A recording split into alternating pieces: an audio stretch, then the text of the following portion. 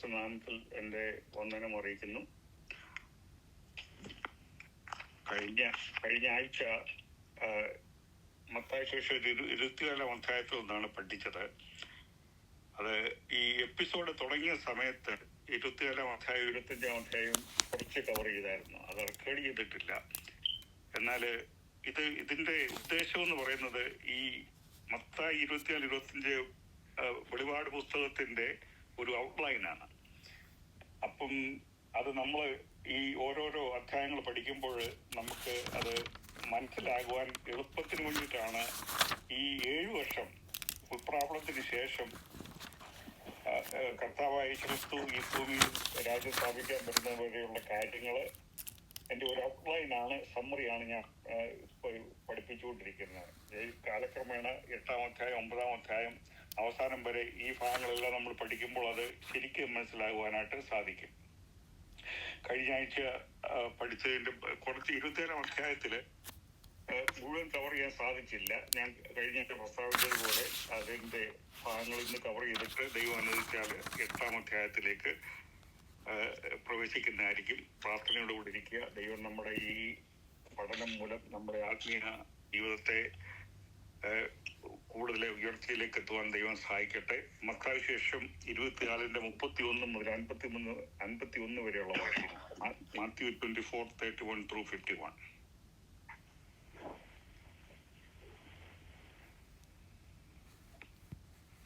ഞാൻ പറയുന്നത് കേൾക്കാമല്ലോ അല്ലേ? കേൾക്കാം. ആരെങ്കിലും എടുത്തിട്ടുണ്ടോ?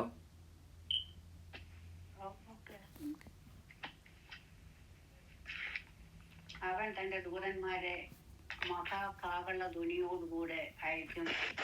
അവർ അവന്റെ വൃതന്മാരെ ആകാശത്തിന്റെ അറുതി മുതൽ അറുതി വരെയും 4 ദിക്കിൽ നിന്നും കൂട്ടിച്ചേർക്കും.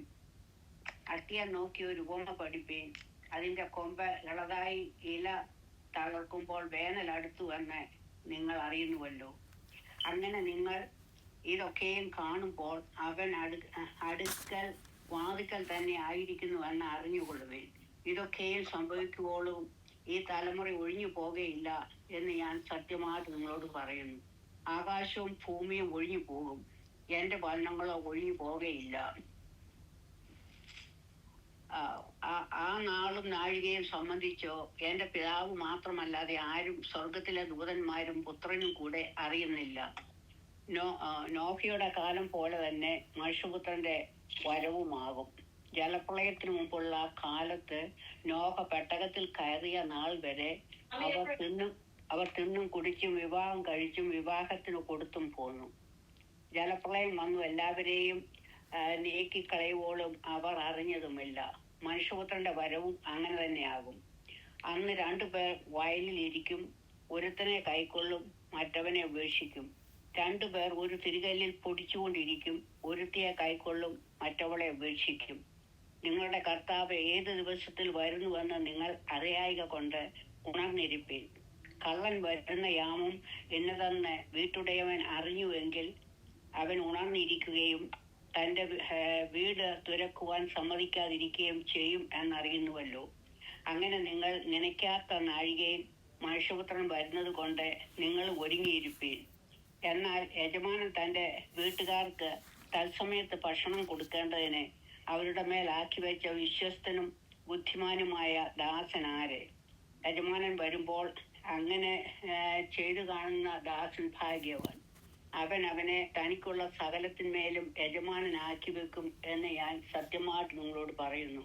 എന്നാൽ അവൻ ദുഷ്ടദാസനായി യജമാനൻ വരുവാൻ താമസിക്കുന്നു എന്ന് ഹൃദയം കൊണ്ട് പറഞ്ഞ് കൂട്ടുദാസന്മാരെ അടിക്കുവാനും കുടിയന്മാരോട് തിന്നു കുടിക്കുവാനും തുടങ്ങുകയാൽ ആ ദാസൻ നിരൂപിക്കാത്ത നാളിലും അറിയാത്ത നാഴികയിലും യജമാനൻ വന്ന് അവനെ ദണ്ഡിപ്പിച്ച് അവനെ കപടഭക്തിക്കാരോട് കൂടി പങ്കു കൽപ്പിക്കും. അവിടെ കരച്ചിലും പല്ലുകടിയും ഉണ്ടാകും. Thank you, appreciate very much.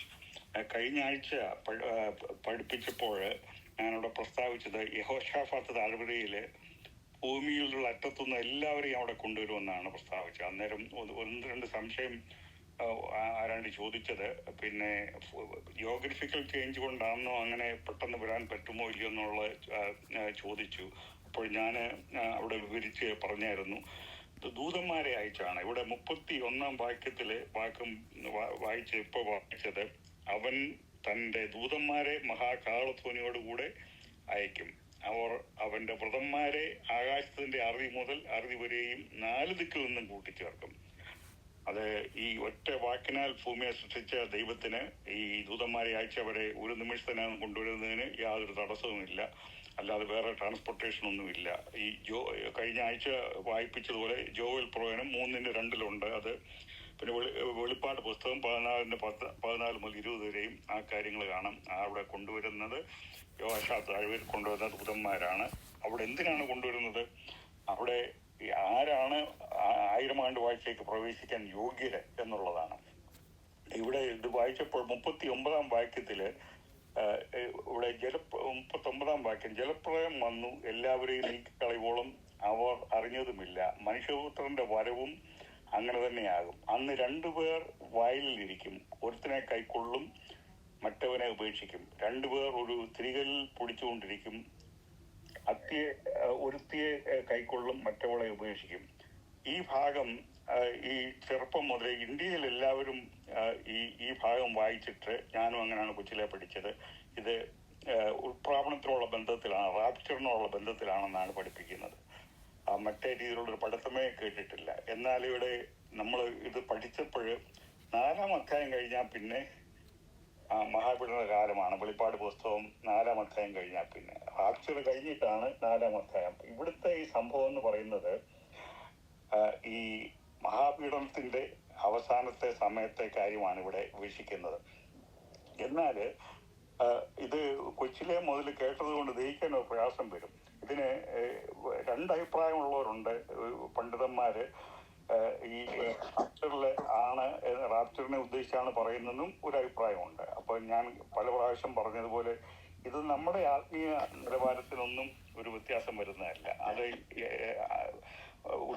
ഉത്പ്രാവണത്തെ സമയത്താണെങ്കിലും മഹാപീഡനത്തിന്റെ അവസാനത്താണെങ്കിലും നമുക്കത് പ്രശ്നമല്ല.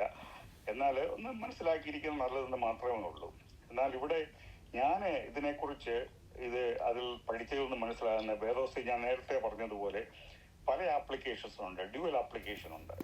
അപ്പൊ യൂണിവേഴ്സൽ ആപ്ലിക്കേഷൻ കഴിഞ്ഞ ആഴ്ച ഞാൻ പറഞ്ഞു, ഇപ്പൊ എല്ലാവരെയും സ്നേഹിക്കണം, പാവപ്പെട്ടവരെ സഹായിക്കണം, ഇതൊക്കെ എല്ലാ കാലത്തും ഉള്ളതാണ് എന്ന് പറഞ്ഞ പോലെ 2 ആപ്ലിക്കേഷൻ ഇത് മഹാപീഡന സമയത്തുള്ളതാണ് പ്രധാനമായിട്ട്. എന്നാൽ റാപ്ചറിനും ഉൾപ്രാവണത്തിനും അത് ഇവിടെ ഉപയോഗിക്കാം.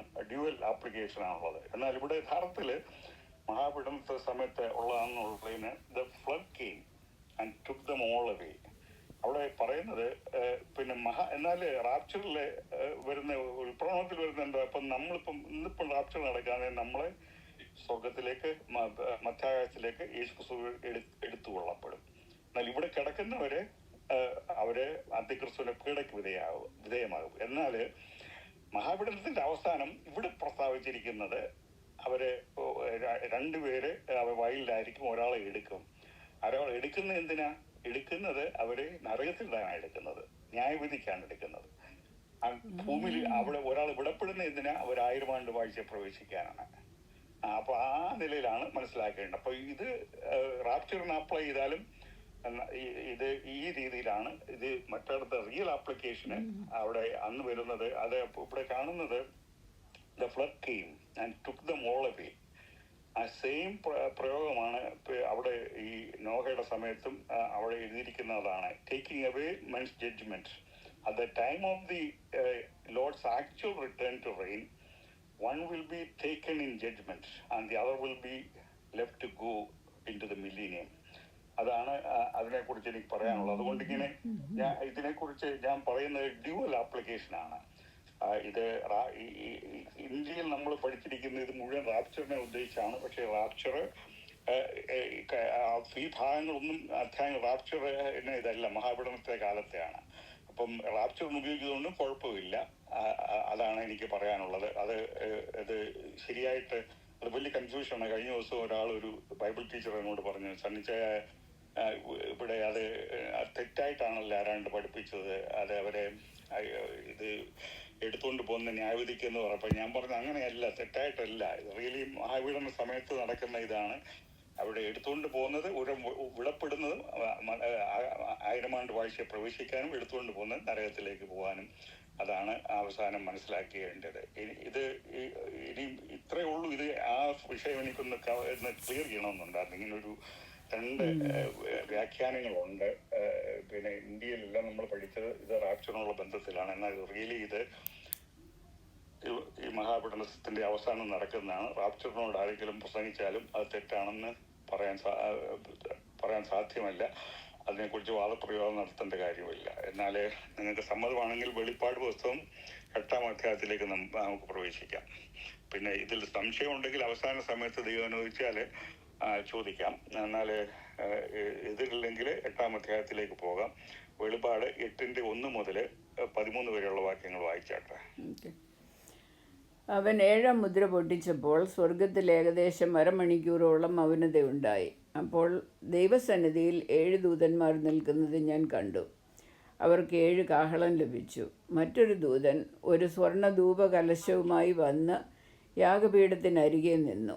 സിംഹാസനത്തിന് മുൻപിലുള്ള സ്വർണ്ണപീഠത്തിന്മേൽ സകല വിശുദ്ധന്മാരുടെയും പ്രാർത്ഥനയോട് ചേർക്കേണ്ടതിന് വളരെ ധൂപവർഗം അവന് കൊടുത്തു. ധൂപവർഗത്തിൻ്റെ പുക വിശുദ്ധന്മാരുടെ പ്രാർത്ഥനയോടുകൂടെ ദൂതൻ്റെ കയ്യിൽ നിന്ന് ദൈവസന്നിധിയിലേക്ക് കയറി. ദൂതൻ ധൂപകലശം എടുത്ത് യാഗപീഠത്തിലെ കനൽ നിറച്ച് ഭൂമിയിലേക്ക് എറിഞ്ഞു. ഉടനെ ഇടിമുഴക്കവും നാദവും മിന്നലും ഭൂകമ്പവും ഉണ്ടായി. 7 കാഹളമുള്ള ദൂതന്മാർ 7 കാഹളം ഊതുവാൻ ഒരുങ്ങി നിന്നു. 1-ാമത്തവൻ ഊതി. അപ്പോൾ രക്തം കലർന്ന കൽമഴയും തീയും ഭൂമിമേൽ ചൊരിഞ്ഞിട്ട് ഭൂമിമേൽ 1/3 വെന്തുപോയി. വൃക്ഷങ്ങളിൽ 1/3 വെന്തുപോയി. എല്ലാ പച്ചപ്പുല്ലും വെന്തുപോയി. 2-ാമത്തെ ദൂതൻ ഊതി. അപ്പോൾ തീ കത്തുന്ന വൻമല പോലെ ഒന്ന് സമുദ്രത്തിലേക്ക് എറിഞ്ഞിട്ട് കടലിൽ 1/3 രക്തമായി തീർന്നു. സമുദ്രത്തിൽ പ്രാണനുള്ള സൃഷ്ടികളിൽ 1/3 ചത്തുപോയി. കപ്പലുകളിലും 1/3 ഛേദം വന്നു. 3-ാമത്തെ ദൂതൻ ഊതി. അപ്പോൾ ദീപം പോലെ ജ്വലിക്കുന്ന ഒരു മഹാനക്ഷത്രം ആകാശത്തു നിന്ന് വീണു. നദികളിൽ 1/3 നീരുറവകളിന്മേലും ആയിരുന്നു വീണത്. ആ നക്ഷത്രത്തിന് കാഞ്ഞിരം എന്നു പേർ. വെള്ളത്തിൽ 1/3 കാഞ്ഞിരം പോലെയായി. വെള്ളം കയ്പായതിനാൽ മനുഷ്യരിൽ പലരും മരിച്ചുപോയി. 4-ാമത്തെ ദൂതൻ ഊതി. അപ്പോൾ സൂര്യനിൽ 1/3 ചന്ദ്രനിൽ 1/3 നക്ഷത്രങ്ങളിൽ 1/3 ബാധ തട്ടി. അവയിൽ 1/3 ഇരുണ്ടുപോയി. രാവും പകലും 1/3 വെളിച്ചമില്ലാതെയായി. അനന്തരം ഒരു കഴുക് ഇനി കാഹളം ഊതുവാനുള്ള 3 ദൂതന്മാരുടെ കാഹളനാദം ഹേതുവായി ഭൂവാസികൾക്ക് കഷ്ടം കഷ്ടം കഷ്ടം എന്ന് ഉറക്കെ പറഞ്ഞുകൊണ്ട് ആകാശമധ്യേ പറക്കുന്നത് ഞാൻ കാണുകയും കേൾക്കുകയും ചെയ്തു. Thank you, appreciate very much. ഇവിടെ കാണുന്ന ഈ പീഡയെല്ലാം 1/3 സർവനാശം വരുന്നതാണ്. കപ്പല് 1/3 എന്ന് പറഞ്ഞാൽ 3000 കപ്പലുണ്ടെങ്കിൽ 1000 കപ്പല് നശിക്കും. 2000 കപ്പലേ ബാക്കിയുള്ളൂ. അങ്ങനെ ആ റേഷ്യോയിലാണ് ഇപ്പം ഇവിടെ വായിച്ചത്. ദൈവം ആദാമിന് ഭൂമിയുടെ മേൽ വാഴുവാനുള്ള അധികാരം കൊടുത്തു. നമുക്ക് നേരത്തെ പഠിച്ചിട്ടുള്ളതാണ്. ഉൽപ്പത്തി പുസ്തകം 1:26 വായിക്കുമ്പോൾ ആദാമിനെയും സൃഷ്ടിച്ചിട്ട് ഈ ഭൂമി മുഴുവൻ വാഴുവാനാണ് അവരെ ആദാമിന് വാക്കി കൊടുത്തത്. എന്നാൽ പാപം മൂലം തനിക്കുണ്ടായിരുന്ന പദവി സാത്താന് കൈമാറി. ടൈറ്റിൽ കയ്യിൽ നിന്ന് പോയി. സാത്താൻ പിടിച്ചു പറിച്ചത്. അത് ഉൽപ്പത്തി 3-ാം അധ്യായത്തിൽ വായിക്കുമ്പോൾ കാണാം. എന്നാൽ എന്നാ തിരിച്ചു പിടിച്ചത്? കർത്താവായ യേശു ക്രിസ്തു കാൽവറി ക്രൂശിൽ വന്ന് യാഗമായി മരിച്ചപ്പോഴാണ് വിലക്ക് വാങ്ങിച്ചത്. എന്നാൽ ഇപ്പോഴും നമുക്ക് അവകാശമില്ല. ഇപ്പോഴും സാത്താന്റെ കീഴിലാണ്. നമ്മളിപ്പോൾ വീട് വാങ്ങുമ്പോൾ ഞാനൊരു അനാലജി പറഞ്ഞല്ലോ. ഇപ്പം വീട് നമ്മൾ കോൺട്രാക്ട് എഴുതും. ചിലപ്പം 2 മാസം കഴിഞ്ഞായിരിക്കും പൊസഷൻ. ചിലപ്പം അത് അതിന്റെ കോൺട്രാക്ട് അനുസരിച്ചാണ്. ഇപ്പം പൊസഷൻ എന്ന് പറയുന്നത് 1000 ആണ്ട് വാഴ്ച തുടങ്ങുമ്പോഴാണ് യഥാർത്ഥത്തിൽ പൊസഷൻ വരുന്നത്. ഭൂമി സാത്താനെ അവിടെ അഗാധ കൂപത്തിൽ ഇട്ടിട്ട് അവിടെ നശിപ്പിക്കുന്നത്.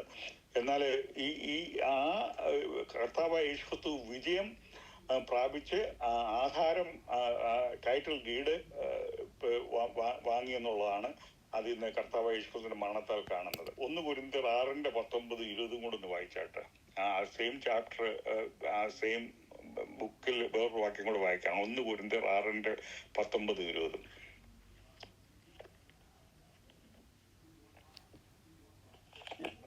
ആരെങ്കിലും വായിക്കുന്നു? ദൈവത്തിന്റെ ദാനമായി നിങ്ങളിൽ ഇരിക്കുന്ന പരിശുദ്ധാത്മാവിന്റെ മന്ദിരമാകുന്നു നിങ്ങളുടെ ശരീരമെന്നും നിങ്ങളെ വിലയ്ക്ക് വാങ്ങിയിരിക്കയാൽ നിങ്ങൾ താന്താങ്ങൾക്കുള്ളവരല്ല എന്നും അറിയുന്നില്ലയോ? ആകയാൽ അത് മതി. അപ്പം നമ്മളെ വിലയ്ക്ക് വാങ്ങിയിരിക്കുന്നത് അതാണ് യേശുക്രിസ്തു കാൽവരി ക്രൂശിലെ അവന്റെ രക്തത്താൽ നമ്മളെ വിലയ്ക്ക് വാങ്ങിച്ചിരിക്കുകയാണ്. അത് 7:23 വായിച്ചാട്ടെ. ഈ 1 കൊരിന്ത്യർ 7:23. നിങ്ങളെ വിലയ്ക്ക് വാങ്ങിയിരിക്കുന്നു, മനുഷ്യർക്ക് ദാസന്മാരാകരുത്. അതെ, അപ്പൊ നമ്മളെ വിലയ്ക്ക് വാങ്ങിച്ചപ്പോ നമ്മൾ ആരുടെ പ്രോപ്പർട്ടിയാണ്? എപ്പോഴും കർത്താവ് യേശുക്രിസ്തുവിന്റെ പ്രോപ്പർട്ടിയാണ്. അപ്പം യോഹന്നാൻ കണ്ട ഈ പുസ്തകം 5-ാം അധ്യായത്തിൽ നമ്മൾ കണ്ടല്ലോ, സിംഹാസനത്തിരിക്കുന്നതിന്റെ അകത്തും പുറത്തും മുദ്രയിട്ട് ഒരു പുസ്തകം കണ്ടു. അത് വാങ്ങാൻ ആരെയും കാണായിക്കൊണ്ട് യോഹന്നാൻ വളരെ കരഞ്ഞു. എന്നാൽ അവിടെ ഒരു മൂപ്പൻ, നമ്മൾ നേരത്തെ പഠിച്ചതാണ്, യഹൂദാ ഗോത്രത്തിലെ സിംഹവും ദാവീദിന്റെ പേരുമായവൻ പുസ്തകം തുറക്കുവാനും അതിന്റെ മുദ്രയെ പൊട്ടിപ്പാനും യോഗ്യനെന്ന് അവിടെ 5-ാം അധ്യായത്തിൽ കാണുന്നു. യോഹന്നാൻ കണ്ട ഈ പുസ്തകം ഈ ലോകത്തെ ദൈവം വിലയ്ക്ക് വാങ്ങിയതിന്റെ ടൈറ്റിൽ ഡീഡാണ്. ഡീഡ് ഓഫ് ട്രസ്റ്റ് എന്ന് അമേരിക്കയിൽ പറയും. നാട്ടിലെ പ്രമാണമാണെന്ന് തോന്നുന്നു. നമ്മൾ ടൈറ്റിലിന്റെ അതിന്റെ 7 മുദ്രകൾ പൊട്ടിക്കുന്നത് സൃഷ്ടിയെ ദൈവത്തോട് വീണുപോയ ആദാമ്യ വർഗത്തെ യഥാസ്ഥാനപ്പെടുത്തുന്നതിനാണ്, നമ്മളെ യഥാസ്ഥാനപ്പെടുത്തുന്നതിനാണ് അവിടെ കാണുന്നത്. അതാണ് പ്രതിനിധീകരിക്കുന്നത്. നമുക്ക് നഷ്ടമായ അവകാശത്തെ കുറിച്ച് അതിനകത്തും ഈ ബുക്കിന്റെ അകത്ത് എഴുതിയിരിക്കേണ്ടത് നമുക്ക് നഷ്ടമായ അവകാശത്തെ കുറിച്ച് അകത്തും പുറത്തും രേഖപ്പെടുത്തിയിരിക്കുന്നു. നമുക്ക് അത് എങ്ങനെ നഷ്ടമായി എന്നാണ് അകത്ത് എഴുതിയിരിക്കുന്നത്.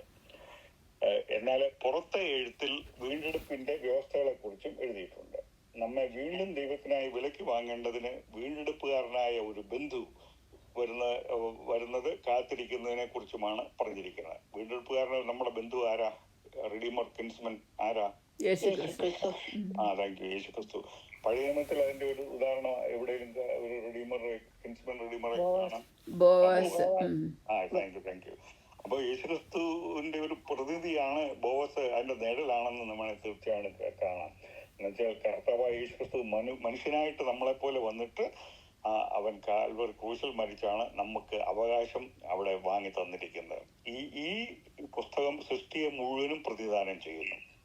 കുഞ്ഞാട് 7-ാമത്തേതും അവസാനത്തേതുമായ ഈ മുദ്ര പൊട്ടിച്ചപ്പോൾ സ്വർഗത്തിൽ അരമണിക്കൂറോളം മൗനതയുണ്ടായി. അത് അസാധാരണമായ ഒരു കാര്യമാണ്. കാരണം സ്വർഗം ഒരിക്കലും നിശബ്ദമല്ല. അവിടെ രാവും പകലും ഒരുപോലെ യുഗായുഗങ്ങളായിട്ട് ആരാധനയും സ്തുതികളും പുകഴ്ചകളും ഗീതങ്ങളും ഉയർന്നുകൊണ്ടിരിക്കുകയാണ്. എന്നാൽ 7-ാം മുദ്ര പൊട്ടിക്കുമ്പോൾ സ്വർഗം നിശബ്ദമായി മാറുന്നു. സ്വർഗത്തിലെ സകല ചലനങ്ങളും നിന്നു പോകുന്നു. എന്തുകൊണ്ടാണ് ഇങ്ങനെ സ്വർഗം മൂകമായത്? ഒന്നാമതായി അത് ഭീതിയും വലിയ പ്രതീക്ഷയും ഉത്കണ്ഠയും ഉണർത്തുന്ന നിശബ്ദയാണ്. എന്ന് പറഞ്ഞാൽ സ്വർഗത്തിലെ എല്ലാ ദൂതന്മാർക്കും ഈ ഭൂമിയിൽ വരുന്ന ആ വലിയ പീഡനത്തെക്കുറിച്ച് അവർക്കറിയാം, അതിനെക്കുറിച്ച് ബോധവാന്മാരാണ്. അതുകൊണ്ട് അവർ തന്നെ അത് ഞെട്ടി അവിടെ നിശബ്ദമായിട്ട് അവിടെ പോവുകയാണ്, വിറച്ചിരിക്കുകയാണ്. അത് കൊടുങ്കാറ്റിന് മുമ്പുണ്ടാകുന്ന ഒരു വലിയ ശാന്തത പോലെ, ഒരു ചുഴലിക്കാറ്റിന്റെ കണ്ണ് പോലെയുള്ളതാണ് ആ ശാന്തത എന്ന് പറയുന്നത്. നമുക്കറിയാമല്ലോ, ഇവിടെ ഈ ടെക്സാസിലുള്ളവർക്കൊക്കെ ഹരിക്കെയിൻ ഉണ്ട്. I of the Storm, I of the hurricane ഇവിടെ ഊശലിലൊക്കെ വരുമ്പോൾ അത് ടെക്സാസിന്റെ അത്രയും വലിപ്പത്തിലായിരിക്കും വരുന്നത്. വരുമ്പം അത് കണ്ടാൽ ലോകം അവസാനിക്കുകയാണെന്ന് തോന്നുന്നു. എല്ലാം കാർമേഘങ്ങൾ മൂടി ശബ്ദവും ഏറ്റവും മൂകമായ ഒരു അന്തരീക്ഷമാണ്. എന്നാൽ അതിന്റെ മധ്യത്തിൽ വലിയൊരു വളരെ ക്ലിയർ ആയിട്ടുള്ള ശാന്തമായിട്ടുള്ളൊരു അവിടെ ഒരു സ്ഥലമുണ്ട്. 10-50 മൈൽ റേഡിയസില് ചുറ്റളവിൽ ആ കാറ്റിന്റെ മധ്യത്തിൽ അവിടെ അമേരിക്കയിലെ ഈ പ്ലെയിനൊക്കെ ആ ഹരിക്കെയിന്റെ അകത്ത് ചെന്നിട്ട് അത് മെഷർമെന്റ് ഒക്കെ ചെയ്യും. അതുപോലെ തന്നെ ഹരിക്കെയിന്, നമ്മളിവിടെ ഹരിക്കെയിൻ എന്ന് പറയും, ഇന്ത്യയിൽ സൈക്ലോൺ എന്ന് പറയും. അവിടെ ഈ പസഫിക്കിലൊക്കെ ടൈഫൂൺ എന്നും പറയും. അതുപോലെ ഐ ഓഫ് ദി ഹരിക്കെയിൻ പോലെയാണ്. വളരെ നിശബ്ദയാണ് ശബ്ദത്തില്. എന്ത് ഭൂമിക്ക് സംഭവിക്കുമെന്ന് അവർ തന്നെ ഞടുക്കിക്കൊണ്ട് ദൂതന്മാർ തന്നെ അവിടെ അരമണിക്കൂർ മൗനതയുണ്ട്. ഒരിക്കലും അങ്ങനെ ഉണ്ടായിട്ടില്ല. സൃഷ്ടി മുതല് സ്വർഗം എപ്പോഴും അവിടെ ആരാധനയാലും പാട്ടിനാലും സന്തോഷത്താലും ഇരിക്കുകയാണ്. എന്നാൽ അവിടെ ഏറ്റവും വലിയൊരു മൂകതയാണ് കാണുന്നത്. 1-ാം വാക്യത്തിൽ കാണുമ്പോൾ 7 ദൂതന്മാരെ കുറിച്ച് കാണുന്നു. 7-ാം മുദ്ര പൊട്ടിക്കുമ്പോൾ സ്വർഗത്തിൽ ഉണ്ടാകുന്ന വലിയ നിശബ്ദത മഹോദ്രവത്തിന്റെ ഭീകര ദൃശ്യങ്ങൾ നമ്മുടെ മുമ്പിലേക്ക് കൊണ്ടുവരികയാണ്. നിശബ്ദയ്ക്ക് ശേഷം യോഹന്നാൻ കാണുന്ന ആദ്യത്തെ ദൃശ്യം 7 ദൂതന്മാർ ദൈവത്തിന് വേണ്ടി ന്യായവിധി നടത്തുവാൻ ഒരുങ്ങി നിൽക്കുന്ന സ്വർഗത്തിലെ 7 ദൂതന്മാർ ചേർന്ന ഒരു ദൂതസംഘമാണ്. 7 ചേർന്ന ഒരു സംഘമാണ്, ഒരു ഗ്രൂപ്പാണത്. അവർ ദൈവസന്നിധിയിൽ നിൽക്കുന്ന 7 ദൂതന്മാർ എന്ന് പ്രത്യേകിച്ച് പറഞ്ഞിരിക്കുന്നു. ഇതെന്ന് പറഞ്ഞാൽ അവർ പ്രത്യേക റാങ്ക് ഉള്ളവരും ശക്തി ഉള്ളവരുമാണ്, റെഗുലർ ദൂതന്മാരല്ല. ദൈവത്തിന്റെ സന്നിധിയിൽ നിൽക്കുന്ന പറഞ്ഞാൽ അതിന്റെ അർത്ഥം ദൈവത്തിന്റെ സന്നിധിയിൽ അതുപോലെയുള്ള ദൂതന്മാരിലും തന്നെ പല ഗ്രേഡുണ്ട്. മിലിറ്ററിയിൽ നമുക്കറിയാലോ, മേജർ, ക്യാപ്റ്റന്, ലിeutenant കേണല്, ബ്രിഗേഡിയർ, ഇങ്ങനെ അന്ന് പറയുന്ന പോലെ ദൂതന്മാർക്കും ഹയറാർക്കി ഉണ്ട്. ഇവിടെ വെളിപ്പാടുന്ന 15-ാം അധ്യായത്തില് നമ്മൾ വായിക്കുമ്പോൾ നമ്മൾ ഭാവിയിൽ അത് പഠിക്കും. സർവശക്തനായ ദൈവത്തിന്റെ ക്രോധം നിറഞ്ഞ 7 പൊൻകലശം ലഭിച്ച 7 ദൂതന്മാരെ അവിടെ കാണുന്നു. അവിടെ 7 ദൂതന്മാരെ 15-ാം അധ്യായം കാണുന്നു. അവരും ഇവരും സെപ്പറേറ്റ് ആണ്, സെയിം 7 ദൂതന്മാരല്ല. അവര് ഇതുപോലെ ശക്തിയുള്ള ദൂതന്മാരല്ല, ഇത്രയും ശക്തിയുള്ള. അതായത് ഇത് പ്രധാനപ്പെട്ട ഏറ്റവും ശക്തിയുള്ള ദൂതന്മാരാണ് ഈ 7 പേര്. മറ്റേ 15-ാം അധ്യായത്തിൽ കാണുന്നത് റെഗുലർ ദൂതന്മാരാണ്. 8:2 ദൂതന്മാർ നിൽക്കുന്നത് ഞാൻ കണ്ടു എന്ന് പറഞ്ഞിരിക്കുന്ന 7 പ്രത്യേക ദൂതന്മാർ എന്നത് പ്രാധാന്യം നൽകിക്കൊണ്ടാണ് അവിടെ പ്രത്യേകം പറഞ്ഞിരിക്കുന്നത്. നാം ദൈവത്തിന്റെ സന്നിധിയിൽ നിൽക്കുന്ന 7 ദൂതന്മാരെ കണ്ടു. പ്രഥമസ്ഥാനം വഹിക്കുന്നവരും ഭരണം നടത്തുന്നവരും സൃഷ്ടികളും എന്നിങ്ങനെ ദൂതന്മാർക്ക് പദവികളും അധികാരങ്ങളും നൽകിയിട്ടുണ്ട്. പല ഹയറാർക്കി അവിടെ നമ്മൾ ബൈബിളിൽ വായിക്കുമ്പോൾ കാണാം. പിന്നെ കൊലോസി ലേഖനത്തിലുണ്ട്, 1:16 കൊലോസിയർ 2:15 റൂളേഴ്സ് ആൻഡ് അതോറിറ്റീസ്. സമയമില്ലാത്തതുകൊണ്ട് ഞാൻ നിങ്ങളെ കൊണ്ട് വായിപ്പിക്കുന്നില്ല, സമയം നമുക്ക് കവർ ചെയ്യാൻ പറ്റുകയില്ല. ഇപ്പം ഞാൻ റെക്കോർഡ് ചെയ്യുന്നത് കൊണ്ട് നിങ്ങൾക്ക് പിന്നെ ഞാനത് പ്രസ്താവിച്ചില്ലോ. ചാപ്റ്റർ കൊലോസിയർ 1:16, കൊലോസിയർ 2:15, പിന്നെ വേറെ അനവധി വാക്യങ്ങളുണ്ട്. അവർ ചിലരെ അവൻ വാഴ്ചകൾ എന്നും ചിലരെ കർത്തൃത്വങ്ങളെന്നും ചിലരെ അധികാരങ്ങളെന്നും വിളിച്ചിരിക്കുന്നു. ദാനിയേൽ പ്രവാചകൻ ദൂതന്മാരുടെ സൈന്യത്തിൽ ഉൾപ്പെട്ടിരുന്ന പ്രഭുക്കന്മാരെ കുറിച്ച് പറഞ്ഞിട്ടുണ്ട്. ദൂതന്മാരുടെ ആ ഇടയിൽ തന്നെ പ്രഭുക്കന്മാരെ കുറിച്ച് അവിടെ ഐഡന്റിഫൈ ചെയ്യുന്നുണ്ട്. പൗലോസും യൂദയും മഹിമേറിയ അല്ലെങ്കിൽ തേജസ്സേറിയ ദൂതന്മാരെ കുറിച്ച് അവിടെ സൂചിപ്പിക്കുന്നുണ്ട്. അങ്ങനെ ഈ 7 ദൂതന്മാരും മറ്റു ദൂതന്മാരിൽ നിന്നും വ്യത്യസ്തരായി നിൽക്കുന്ന പ്രത്യേക ഒരു കൂട്ടരാണ്. ലൂക്കോസിലെ 1-ാം അധ്യായത്തില് നിങ്ങൾക്ക് അറിയാവുന്ന സംഗതികളാണ് ഭാഗങ്ങളൊക്കെ. ധൂപപീഠത്തിന്റെ വലതുഭാഗത്ത് നിൽക്കുന്നവനായ സെഖറിയാവ് കണ്ടത് ഗബ്രിയേൽ ദൂതനെയാണ് എന്ന് അവിടെ ലൂക്കോസിൽ നമ്മൾ വായിക്കേണ്ടത്. ദൂതൻ അവനോട്, ഞാൻ ദൈവസന്നിധിയിൽ നിൽക്കുന്ന ഗബ്രിയേലാകുന്നു. ദൈവസന്നിധിയിൽ നിൽക്കുന്ന ആരാ? പ്രത്യേക, എല്ലാവരും ദൈവസന്നിധിയിൽ നിൽക്കാൻ പറ്റുകയില്ല, പ്രത്യേക ദൂതനാണ് അവിടെ ഗബ്രിയേൽ അവിടെ പറയുന്നത്. ഇവിടെ ഈ 7 ദൂതന്മാരും ദൈവസന്നിധിയിൽ നിൽക്കുന്ന പ്രത്യേക ദൂതന്മാരാണ്. ഈ 7 ദൂതന്മാർ ദൈവത്തിന് വളരെ പ്രിയമുള്ളവരും വിശിഷ്ടമായ ശ്രേഷ്ഠ സ്വർഗീയ ദൂതന്മാരാണ്. കേൾക്കാൻ പറ്റില്ലല്ലേ? കേൾക്കാം.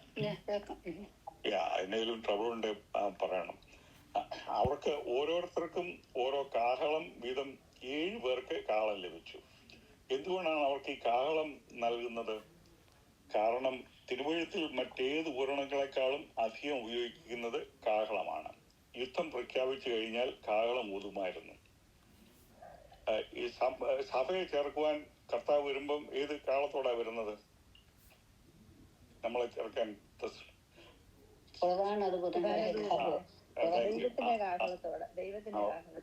ദൈവത്തിന്റെ കാഹളം പ്രധാന.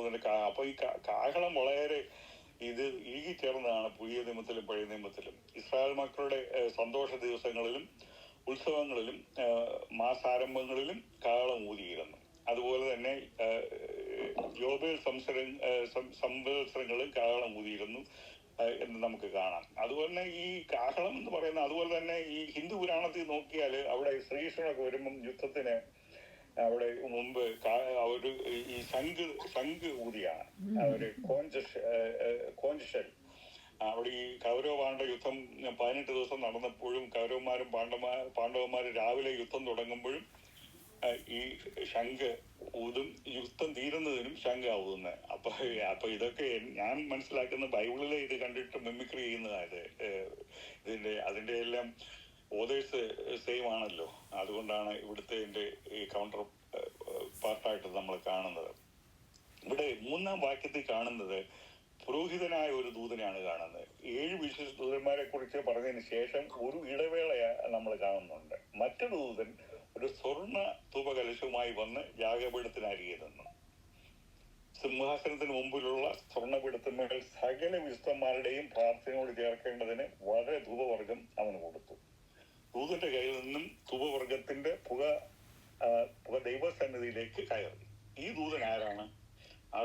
ആർക്കെങ്കിലും അത് നമുക്ക് അവിടെ ആരാന്ന് ക്ലിയർ ആയിട്ടൊന്നും പറഞ്ഞിട്ടില്ല. വെളിപ്പാട് പുസ്തകത്തിൽ 4 പ്രാവശ്യമെങ്കിലും ഇതുപോലുള്ള മറ്റൊരു ദൂതനെ കുറിച്ച് പറഞ്ഞിട്ടുണ്ട്, രേഖപ്പെടുത്തിയിട്ടുണ്ട്. അത് സ്വർഗത്തിലുള്ള ബലവാനായ തേജസ്സേറിയ ദൂതനാണ്. ഉദാഹരണത്തിന് 7-ാം അധ്യായത്തിൽ കഴിഞ്ഞ അധ്യായത്തിൽ 7-ാം അധ്യായത്തിൽ നമ്മൾ പഠിച്ചതാണല്ലോ. 7-ാം അധ്യായത്തിൽ 2-ാം വാക്യത്തിൽ ഇങ്ങനെ കാണുന്നു: മറ്റൊരു ദൂതൻ ജീവനുള്ള ദൈവത്തിന്റെ മുദ്രയുമായി കിഴക്ക് നിന്ന് കയറുന്നത് കണ്ടു. അവൻ 144 ദൈവദാസന്മാരുടെ നെറ്റിയിൽ മുദ്രയിട്ടു. ആ 144,000 പേരെ കുറിച്ച് പഠിച്ചപ്പോൾ നമ്മളവിടെ വായിച്ച് നമ്മൾ ചർച്ച ചെയ്തതാണ്. അത് പ്രത്യേക ഒരു ദൂതനാണ് വന്ന് അവിടെ, അത് റെഗുലർ ദൂതനല്ല. അതുപോലെ തന്നെ 10-ാം അധ്യായത്തിലും വെളിപ്പാട് പുസ്തകത്തിന്റെ 10-ാം അധ്യായത്തിലും ഇപ്രകാരമുള്ള ഒരു ദൂതനെ നമുക്ക് കാണാം: ബലവാനായ മറ്റൊരു ദൂതൻ സ്വർഗത്തിൽ നിന്ന് ഇറങ്ങുന്നത് ഞാൻ കണ്ടു. അവൻ മേഘം ഉടുത്തും തലയിൽ ആകാശബില്ലും ധരിച്ച് മുഖം സൂര്യനെ പോലെ കാൽ തീത്തൂണ് പോലെയും ഉള്ളവൻ എന്നാണ് അവിടെ വായിക്കുന്നത്. ഇന്ന് 10-ാം അധ്യായത്തിന്റെ 1 കാണുന്നത് പിന്നെ അതുപോലെ തന്നെ വെളിപ്പാട് പുസ്തകം 18-ന്റെ 1 ഇതേ സെയിം ദൂതനെ കാണാം. ഇവിടെ 8-ന്റെ 3 കാണുന്ന ദൂതൻ യാഗപീഠത്തിനരികെയാണ് നിൽക്കുന്നത്. അപ്പൊ അവന്റെ കയ്യിൽ സ്വർണ്ണ ധൂപകലശമുണ്ട്. അത് പുരോഹിതന്മാർക്ക് മാത്രം ചെയ്യുവാൻ അധികാരപ്പെട്ട ശുശ്രൂഷയോട് ബന്ധപ്പെട്ടതാണ്. സാധാരണ ദൂതന്മാരെ കുറിച്ച് ഒരിടത്തും അത് പുരോഹിതനായിട്ട് കാണുന്നില്ല, ദൂതന്മാരായിട്ടാണ് കാണുന്നത്. ഇവിടെ ഒരു പുരോഹിതനായിട്ടാണ് ഇവിടെ കാണുന്നത്. ഇവിടെ പുരോഹിത ശുശ്രൂഷ ചെയ്യുന്ന തന്റെ വെളിച്ചത്തിൽ. അപ്പൊ പല വേദപണ്ഡിതന്മാർക്ക് പല അഭിപ്രായമുണ്ട്. ഞാൻ നേരത്തെ പ്രസ്താവിച്ച പോലെ ആരാലും നമുക്കൊന്നും വിഷയമല്ല. എന്നാൽ അത് പഠിക്കുന്നത് കുഴപ്പമില്ല, ചിന്തിക്കുന്നതുകൊണ്ട് കുഴപ്പമില്ല, ഒരു ബ്രെയിൻ സ്റ്റോം ചെയ്യുന്നത് കുഴപ്പമില്ല. പല വേദപണ്ഡിതന്മാര് പറയുന്നത് ഈ പഴയ നിയമത്തിൽ കാണുന്നത് യഹോവയുടെ ദൂതൻ എന്നും പറഞ്ഞ് യേശുക്രിസ്തു ആണെന്ന് നമുക്ക് എല്ലാവരും അങ്ങനെ വിശ്വസിക്കുന്നത്. യേശുക്രിസ്തു പല പ്രാവശ്യം അവിടെ ഗിദെയോനും മറ്റു പഴയ അബ്രഹാമിനും ഒക്കെ പ്രത്യക്ഷപ്പെട്ടല്ലോ. അതുപോലെ ഇവിടെയും ഇത് ക്രിസ്തു ആകാൻ സാധ്യതയുണ്ടെന്ന് ചിലർക്ക് അഭിപ്രായമുണ്ട്. ദൂതൻ ഒരിക്കലും പ്രീസ്റ്റ് അല്ലല്ലോ. അപ്പൊ ഇവിടെ പ്രീസ്റ്റ് ആയപ്പം യേശുക്രിസ്തു ദൂതനായിട്ടും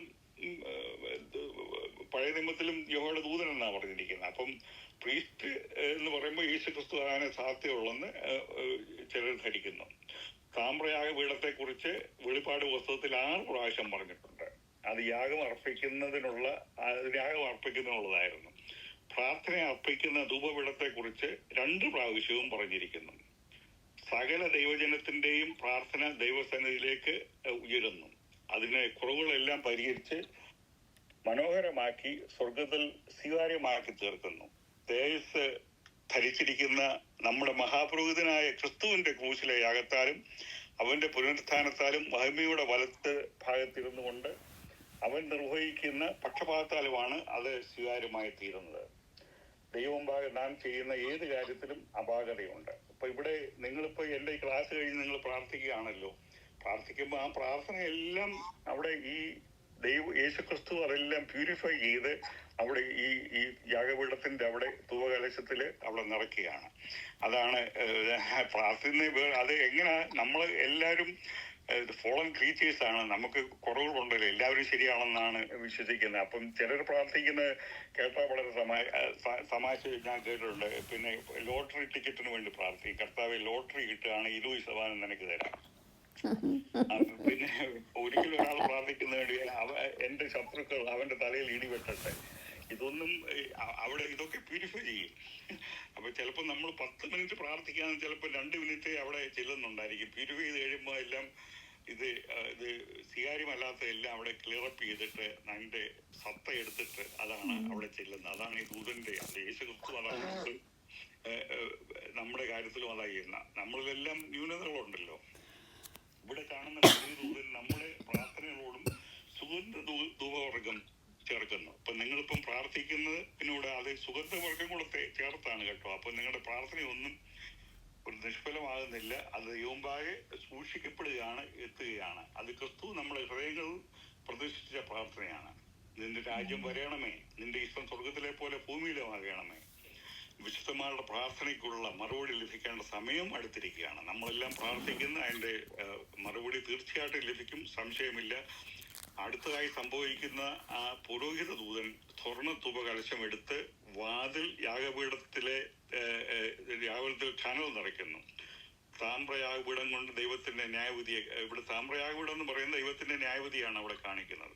ഇപ്പൊ ഞാൻ ഇവിടെ പ്രസ്താവിച്ചതുപോലെ നമ്മുടെ പ്രാർത്ഥനകളെല്ലാം ഇപ്പൊ നിങ്ങളിപ്പം ചെയ്യാൻ പോകുന്നതുമെല്ലാം ദൈവം അതെല്ലാം പൂർണ്ണമാക്കിയിട്ട് ധൂപ്രവർഗവും ചേർത്തിട്ട്, പെർഫ്യൂം ചേർത്തിട്ട് അത് പിതാവിന്റെ സന്നിധിയിൽ എത്തിക്കുകയാണ് ചെയ്യുന്നത്. അതുകൊണ്ട് ഈ പ്രാർത്ഥന സഹോദരിമാരെ നമ്മൾ ആര് ചെയ്താലും അതൊരിക്കലും വ്യർത്ഥമല്ല. എന്നാൽ ഒരു നിബന്ധന ബൈബിളിൽ കാണുന്നുണ്ട്. ദൈവത്തിന്റെ ഇഷ്ടപ്രകാരം നമ്മൾ പ്രാർത്ഥിക്കണം. ഞാൻ മുമ്പേ അതിനെ 2 ഉദാഹരണം പറഞ്ഞു. എനിക്ക് ഇഷ്ടമില്ലാത്ത ഒരാൾക്ക് വേണ്ടി അവന് അല്ലെങ്കിൽ എനിക്ക് ലോട്ടറി വേണം, ഇതൊന്നും ദൈവഹിതമായിട്ടുള്ള പ്രാർത്ഥന. നമ്മൾ പ്രാർത്ഥിക്കുമ്പോൾ എപ്പോഴും ദൈവത്തിന്റെ ഹിതം നിറവേറണം എന്നുള്ളത് മാത്രമായിരിക്കണം. നമ്മുടെ തൻകാര്യമെല്ലാം ഉപേക്ഷിച്ചിട്ട് ആണെങ്കിൽ പ്രാർത്ഥിക്കുകയാണെങ്കിൽ നമ്മൾ സുഗന്ധമായിട്ട് അവിടെ ദൈവസന്നിധിയിൽ എത്തിച്ചേരും. അതിന് യാതൊരു സംശയമില്ല. ഇനി ഫ്യൂ മിനിറ്റ്സ് ഉണ്ടാക്കെങ്കിലും എന്തെങ്കിലും കവർ ചെയ്യുന്നതിൽ ചോദിക്കാനുണ്ടോ? ഉണ്ട്. ഇപ്പം പറഞ്ഞില്ല നമ്മുടെ പ്രാർത്ഥനയുടെ കാര്യമേ. നമ്മൾ പ്രാർത്ഥിക്കുമ്പോൾ യേശുക്രിസ്തുവിൻ്റെ നാമത്തിൽ നമ്മൾ പ്രാർത്ഥിക്കുമ്പോഴല്ലയോ അത് പിതാവിൻ്റെ സന്നിധിയിൽ ധൂപവർഗമായിട്ട് ചെല്ലുന്നത്? അത് നല്ലൊരു ചോദ്യം. ഇത് വലിയൊരു ഡിബേറ്റ് ഉള്ള ഒരു വിഷയമാണ്. ഈവൻ നമ്മുടെ ഇടയിൽ തന്നെ ആൾക്കാരെ ഡിബേറ്റ് ചെയ്യുന്ന കാണുന്നുണ്ട്. പക്ഷേ അവരുടെ ടെക്നോളജി പറയുന്നുണ്ടല്ലോ, പരിശുദ്ധാത്മാവ് ദൈവമല്ലേ, യേശുക്രിസ്തു ദൈവമല്ലേ. അപ്പൊ ചിലരുടെ പ്രാർത്ഥന കേട്ടോ, പിന്നെ പ്രാർത്ഥന തുടങ്ങുന്നത് തന്നെ യേശുക്രിസ്തു എന്നും പറഞ്ഞ ഈ ആരാധന യോഗത്തിന് 1-2 പേര് പ്രാർത്ഥിക്കുന്നുണ്ട്. തുടക്കം തന്നെ ഓ ലവിങ് ജീസസ് ക്രൈസ്റ്റ്. എന്നിട്ട് പരിശുദ്ധാത്മാവ് ഇത് ആർഗ്യുമെന്റ്. യേശുക്രിസ്തു നമുക്ക് ഒരു ഗൈഡ് ലൈൻസ് എങ്ങനെ പ്രാർത്ഥിക്കണമെന്ന്. അവിടെ പ്രാർത്ഥിക്കുന്നത് പിതാവിനോടാണ് പ്രാർത്ഥിക്കുന്നത്, അല്ല അഡ്രസ് ചെയ്യുന്ന യേശുക്രിസ്തുവിനോടല്ല. പിതാവിനോട് പ്രാർത്ഥിച്ചിട്ട് യേശുക്രിസ്തുവിന്റെ നാമത്തിൽ പരിശുദ്ധാത്മാവിലാണ് പ്രാർത്ഥിക്കേണ്ടത്. അതാണ് ഇപ്പൊ ആ ചോദ്യം. Thank you for asking the question. ഇത് വലിയ കൺഫ്യൂഷനാണ് നമ്മുടെ ഇടയിലെ ഈ പഠിപ്പിക്കുന്ന ആൾക്കാർ പറഞ്ഞത്.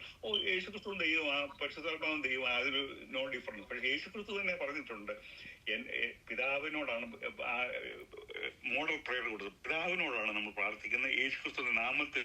അതുകൊണ്ട് ചിലർ പറയാം യേശുവിന്റെ നാമത്തിൽ. യേശുക്രിസ്തുവിന്റെ നാമത്തിൽ നിന്ന് ഫുൾ ടൈറ്റില് അഭിഷക്തൻ അവനാണ്, പിന്നെ രക്ഷകൻ. യേശുക്രിസ്തുവിന്റെ നാമത്തിലാണ് നമ്മൾ പ്രാർത്ഥിക്കേണ്ടത്, പരിശുദ്ധാത്മാവിലാണ് പ്രാർത്ഥിക്കേണ്ടത്.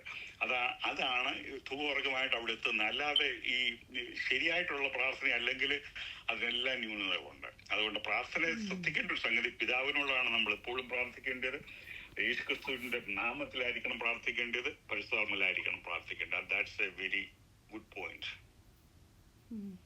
പിന്നെ കഴിഞ്ഞ ദിവസത്തെ ഞാനില്ലായിരുന്നല്ലോ, ഞാൻ പിന്നീട് കേട്ടപ്പോഴെനിക്കൊരു ചോദ്യം അതിനെക്കുറിച്ച് ചോദിക്കാനുണ്ടായിരുന്നു. ഇപ്പം സമയം തീരാറായി, ചോദിച്ചോട്ടെ?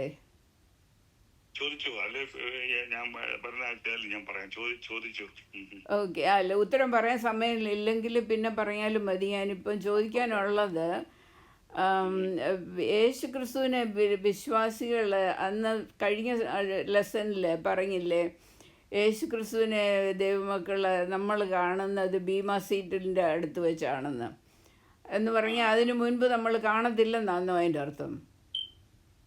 അല്ല, നമ്മൾ ഈ റാപ്ചർ നടക്കുമ്പോൾ തന്നെ യേശുക്രിസ്തുവിന്റെ സാമൂഹ്യത്തിലും. അപ്പൊ ഞാൻ പറഞ്ഞത് everyone will meet as a judge. നമ്മൾ ബീമാ സീറ്റിൽ നമ്മൾ അവിടെ നമുക്ക് ഇവാലുവേഷന് വേണ്ടി അത് റാപ്ചറിന്റെ സമയത്ത് നമ്മൾ യേശുക്രിസ്തുവിനെ മുമ്പ് തന്നെ കാണും. എന്നാല് അതിനുശേഷം നമ്മളെ പ്രതിഫലത്തിനായിട്ട് നമ്മൾ കാണും. പക്ഷേ അവിടെ ശിക്ഷയ്ക്കല്ല. അതേ സമയത്ത് കൈൻ മുതൽ അവസാനം വരെയുള്ള ആൾക്കാരും യേശുക്രിസ്തുവിനെ കാണും. Everyone will see from beginning to end. Adam മുതൽ അവസാനം വരെയുള്ള ആൾ യേശുക്രിസ്തുവിനെ നമ്മൾ കാണും. നമ്മുടെ ഇവാലുവേഷൻ പ്രതിഫലം തരുന്നത് ബീമാ സീറ്റിലാണ്. നമ്മൾ റാപ്ചർ വരുമ്പം തന്നെ കാണും. യഥാർത്ഥത്തിൽ നമ്മൾ സ്വർഗത്തിൽ പോകുമ്പോൾ തന്നെ നമ്മുടെ ആത്മാവ് യേശുക്രിസ്തുവിനെ കാണും. ആത്മാവിൽ നമ്മൾ പോകുമ്പോൾ ഇപ്പം മരിക്കുമ്പോൾ നമ്മൾ യേശുക്രിസ്തുവിന്റെ അടുത്താണല്ലോ. അതെ അതെ, അടുത്താണ്. അതാണ് ഞാൻ പറഞ്ഞത്. Physically everyone physically will face the supreme കോടതി ജഡ്ജ്. യേശു ക്രിസ്തുവിനെ കാണും, അതിന് യാതൊരു സംശയവുമില്ല. ആദാം മുതൽ എല്ലാവരും എവരി വൺ വിൽ. അപ്പൊ നമ്മൾ വേറൊരു രീതിയിലായിരിക്കും. നമ്മളിവിടെ ശിക്ഷയ്ക്കല്ല. ഇപ്പൊ ഇവിടെ കാണുന്ന ഈ മഹാപഠനത്തിന്റെ അവസാനം കാണുന്നത് അവിടെ ജാതികളുടെ ഒരു ന്യായവിധിയുണ്ട്, യഹൂദന്മാരുടെ ന്യായവിധിയുണ്ട്. ജാതികള് ഷീപ്പ് ആൻഡ് ഗോട്ട്, പിന്നെ യഹൂദന്മാര് അവര് ആരാണ് യോഗ്യര്, qualified to enter the millennium. അതാണ് ജഡ്ജ്മെന്റ് അവിടെ നടക്കുന്ന യഹോവ താഴ്വരയിൽ. അപ്പൊ അവിടെ യേശു ക്രിസ്തുവിനെ കാണും. Everyone will meet Jesus. അതാണ് ഞാൻ മീൻ ചെയ്തത് ക്ലാസ്സിൽ. ശരി, thank you. You welcome. Bye. Thank you. By.